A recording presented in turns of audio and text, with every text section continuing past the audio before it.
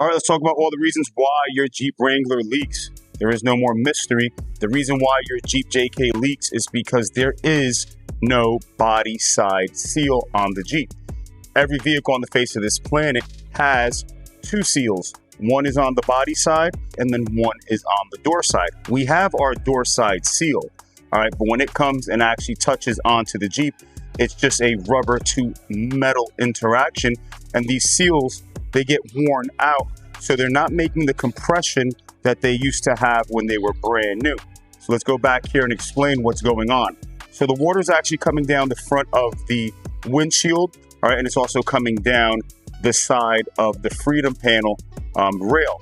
So all the water is being funneled right into this section right here.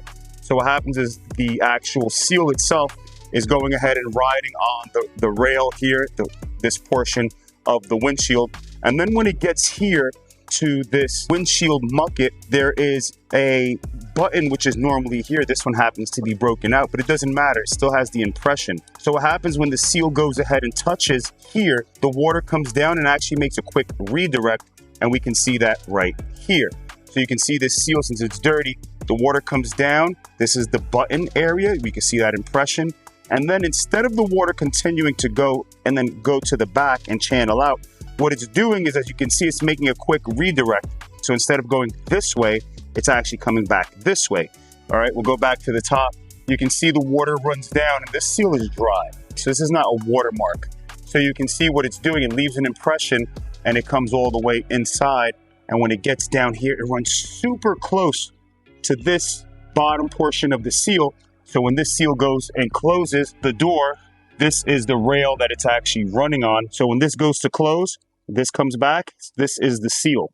And what's happening is the water is running straight down this rail. So that's why you get this problem where you see that leak, where you have the water drip that actually comes across and then it wets the whole entire portion of the Jeep. So I'm going to show you what we're going to do to combat that. You cannot stop water, you can only hope to redirect it. So I'm going to show you exactly what we have done to redirect the water. All right, let's have ourselves a quick look-see at the body side seal all the way around that we've installed. So this one is coming up at the top, all right, and it's running down all the way to this button area. Now, this is gonna actually keep the door sealed from this top portion, and then it comes down and runs all the way around. You can see the actual seal that we're creating. We'll go ahead and go to the back as well, and you can see we've done the same thing here in the back. All right, so we're adding a body side seal to this entire vehicle. As you can see, it's running all the way around. And people say, well, what about for when I take my hardtop off? Well, we've thought about that as well. So this seal actually goes to this portion right here, stops whenever you go ahead and take off your hardtop. So when you go to remove this, this stays on the hardtop, this stays on the body. All right, so this is the proprietary Jeep noodle, which we'll be installing into this Jeep. And you can see exactly how it works. So this is the size of where it's at actually from here, as we said, to this point. And you're gonna go ahead and take those out because the compression is too tight. So what's going on is actually being deformed, and that's how we're seeing this shape that it's making. But it's also, we need something that's gonna actually conform and actually have some compression. So there's a fine line between being too rigid and not enough compression. So this Jeep noodle is actually gonna go in here, all right? And now it's gonna replace that one on top. So we're going to take care of that problem. And then we have the same Jeep noodle that actually goes in here. The issue with this is that it's way too rigid. So in order to go ahead and conform to that button, we want to take this and add this now to here. And this is actually going to take care of this issue right here at the center of the door.